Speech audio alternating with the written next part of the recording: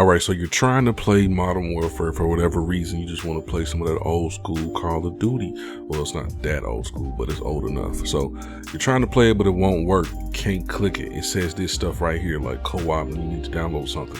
But you have it all downloaded. It's not working. The way to fix it is when you click on to whatever it's showing, if it doesn't show that you don't have it installed and it says installed, and it's still not letting you click on it, the only thing you can do is uninstall it all and reinstall it. It sucks, but you have to do it.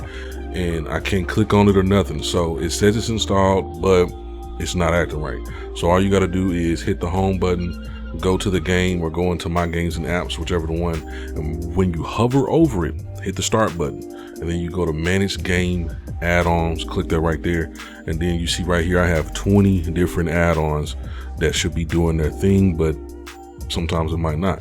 So when I click on that, click manage, you can even go over here and then hit add-ons to organize it. Right here, you have to unselect anything that has something to do with what's giving you problems. So if multiplayer wasn't letting you select that, but you see that you have it all installed, you just gotta uncheck it. And then once you uncheck it, you click save changes. It's gonna uninstall it.